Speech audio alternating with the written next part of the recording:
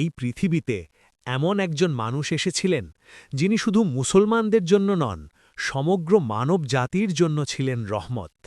তিনি হলেন আমাদের প্রিয় নবী, শেষ নবী, হজরত মোহাম্মদ সাল্লাল্লাহু আলাইহি ওয়াসাল্লাম। নবীজি সাল্লাল্লাহু আলাইহি ওয়াসাল্লাম জন্মগ্রহণ করেন আরবের মক্কা নগরীতে। জন্মের আগেই তিনি তার বাবাকে হারান, আর ছোট বয়সেই হারান মাকেও। এত কষ্টের জীবন শুরু হলেও তিনি কখনও অভিযোগ করেননি। আল্লাহ তার হৃদয়কে ধৈর্য আর ভালোবাসায় ভরিয়ে দিয়েছিলেন।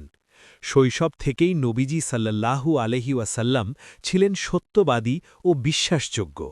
মানুষ তাকে ডাকত আল আমিন, অর্থাৎ সবচেয়ে বিশ্বাসযোগ্য ব্যক্তি। কেউ টাকা, গহনা বা আমানত রাখতে চাইলে নবীজির কাছেই রেখে যেত।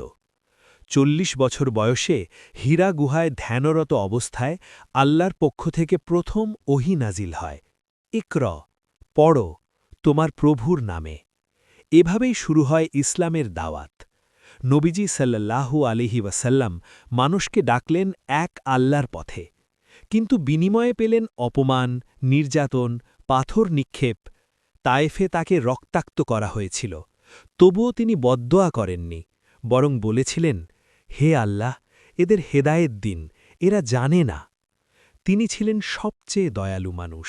শিশুদের ভালোবাসতেন, ইয়েতিমের মাথায় হাত রাখতেন, স্ত্রীদের প্রতি ছিলেন অত্যন্ত সদয়। তিনি বলেছিলেন, তোমাদের মধ্যে সেই ব্যক্তি উত্তম যে তার পরিবারের কাছে উত্তম। তিরমিজি। নবীজি সাল্লাল্লাহু আলাইহি ওয়াসাল্লাম আমাদের শিখিয়েছেন সত্য, ধৈর্য, ক্ষমা ও ভালোবাসার শিক্ষা। তার পুরো জীবনই ছিল কুরআনের বাস্তব রূপ।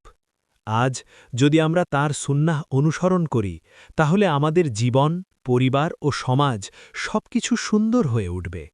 আসুন আমরা সবাই নবীজির আদর্শে নিজেদের জীবন গড়ি। সাল্লাল্লাহু আলাইহি ওয়াসাল্লাম।